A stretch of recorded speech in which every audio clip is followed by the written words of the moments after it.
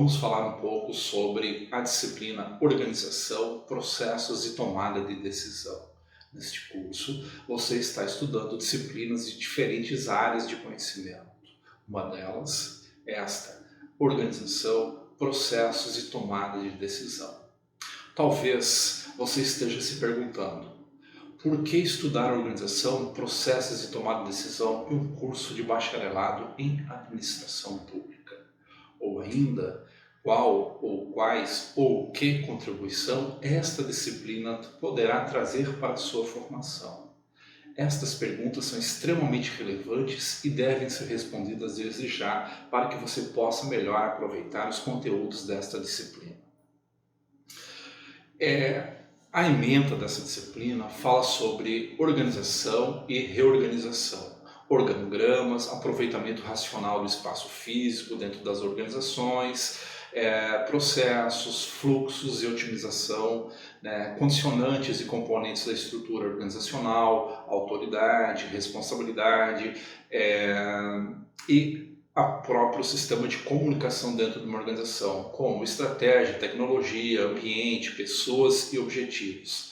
Departamentalização, centralização, descentralização do poder, métodos e instrumentos de modernização de estruturas, sistemas e processos das organizações, bem como estruturas alternativas, tendências atuais e ainda a função da decisão do contexto da administração. Administração como um processo de tomada de decisão empresarial, análise estratégica, alocação e mobilidade dos recursos, especificações de desempenho, tipos de decisão e, por fim, métodos e processos de tomada de decisão, instrumentos para a tomada dessa decisão. A apresentação da disciplina ainda é composta por uma diversidade de operações em conjunto, que garante o bom funcionamento de um sistema. Com o intuito de apresentar a você quais formas de operações são planejadas e conduzidas, abordaremos nessa disciplina uma série de conceitos e informações que irão conduzir esse aprendizado. Sobre o livro, o objetivo da apostila é demonstrar que o estudo dos conteúdos é muito importante para a formação do administrador público. O funcionamento dos diversos tipos de organização pública requer o projeto, a análise, a revisão dos processos operacionais e administrativos. Isso depende da forma como a organização é estruturada, ou seja, está sujeito à estrutura organizacional. Além disso, a tomada de decisão como uma atividade a administrar será essencial para que todos os processos organizacionais funcionem coerentemente ou corretamente. Assim, a nossa apostila está dividida em 5 unidades. A primeira unidade versa sobre organização e comunicação. A segunda unidade, estruturas organizacionais e departamentalização. Nossa terceira unidade é processos organizacionais. A unidade 4 versa sobre a tomada de decisão na organização. E, por fim, a estratégia na tomada de decisão.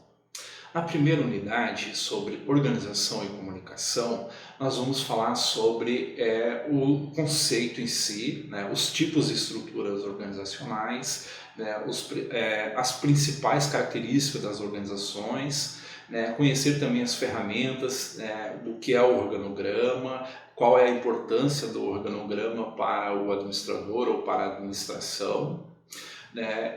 Ao finalizar essa unidade, você será capaz de compreender a definição de uma organização, as suas características de organização formal e informal, entender a elaboração gráfica de como se estrutura uma questão dos organogramas, os diferentes tipos de estruturas organizacionais, e, por fim, descrever o processo comunicativo e a sua importância dentro de uma organização. Já na unidade 2, sobre estruturas organizacionais e departamentalização, contempla os tipos de estruturas organizacional, compreende o significado do termo departamentalização e as características da centralização e da descentralização do poder dentro da organização. Ao finalizarmos esse tópico, a unidade 2, sobre estruturas nacionais e departamentalização, você será capaz de compreender a definição da estrutura organizacional, identificar os diferentes tipos existentes. Será capaz de identificar as estruturas contemporâneas e as tendências atuais e entender a importância de cada uma delas. E, por fim, compreender os tipos de departamentalização, suas características e diferenciar centralização de descentralização administrativa. Já na unidade 3, sobre processos organizacionais, você será capaz de compreender, a partir do que nós versaremos, o conceito e a sua importância sobre os processos organizacionais, que nada mais é do que um conjunto de atividades repetitivas, interdependentes e interrelacionadas, que envolvem pessoas, equipamentos, procedimentos, informações. Isso tudo transforma-se em entradas e processos e saídas, que podem ser produtos ou serviços. Além disso, você verá também a utilização dos fluxogramas como ferramenta para a facilitação do planejamento, a análise e a revisão dos processos organizacionais, e também entenderá a importância do projeto de layout da organização para o aproveitamento adequado do espaço físico das organizações.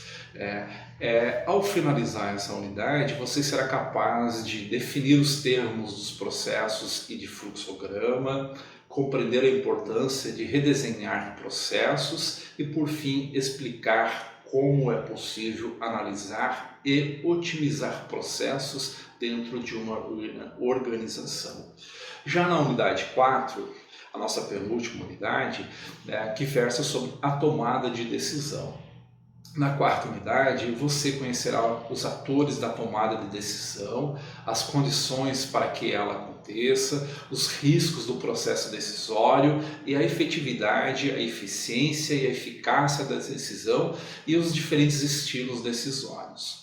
Serão explanados também os métodos para identificar os problemas, o modelo racional e o modelo incremental na tomada de decisão e especificidades desses modelos aqui apresentados. Tais fatores são essenciais para a boa administração das organizações.